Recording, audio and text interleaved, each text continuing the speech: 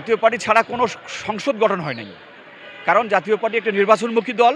জাতীয় পার্টি সবসময় জনগণের পক্ষে ছিলই বলেই তারা সরকার ছিল ৯০-এ, পরবর্তীতে তারা ৯১-৩৫টা সিট পেয়েছিল এবং সর্বশেষ কিন্তু বিরোধী দল ছিল।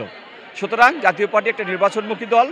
এই দলকে ভিত্তি রয়েছে, জনপ্রিয়তা রয়েছে, এই দলকে আসলে অন্যরা ভয় করে।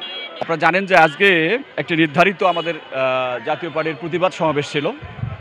সেই প্রতিবাদ সমাবেশের বিষয় ছিল যে সারা দেশে মব জাস্টিস, আমাদের পার্টির চেয়ারম্যান জিএম কাদের সহ আরও অনেক নেতাকর্মীর বিরুদ্ধে মিথ্যা মামলা প্রত্যাহারের দাবিতে এবং সারা দেশে আইন শৃঙ্খলার উন্নতি চাই আমরা। কারণ যদি এভাবে মব জাস্টিস চলতে থাকে তাহলে মানুষ ভোট করবে কীভাবে?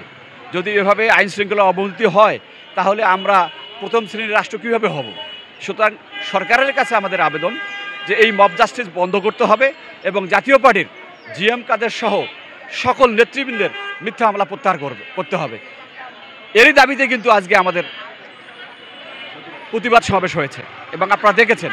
এবং পুলিশ প্রথম পর্যায়ে আমাদেরকে বাধা দিয়েছিল, কিন্তু আমরা এটা অতিক্রম করে সুশৃঙ্খলভাবে শান্তিপূর্ণভাবে আমাদের মিছিল এবং প্রতিবাদ সমাবেশ করতে পেরেছি।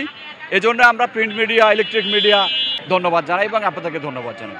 জাতীয় পার্টি তো একটি জনপ্রিয় দল। এই জাতীয় পার্টির ভিত রয়েছে এবং আপনি জানেন জাতীয় পার্টি ছাড়া কোনো সংসদ গঠন হয় নাই। কারণ জাতীয় পার্টি একটা নির্বাচনমুখী দল। জাতীয় পার্টি সবসময় জনগণের পক্ষে ছিলই বলেই তারা সরকার ছিল ৯০-এ, পরবর্তীতে তারা ৯১-৩৫টা সিট পেয়েছিল এবং সর্বশেষ কিন্তু বিরোধী দল ছিল।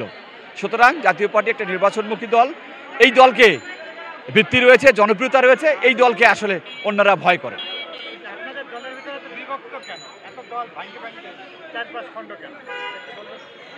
আমাদের জাতীয় পার্টিতে কোনো বিভক্তি নেই।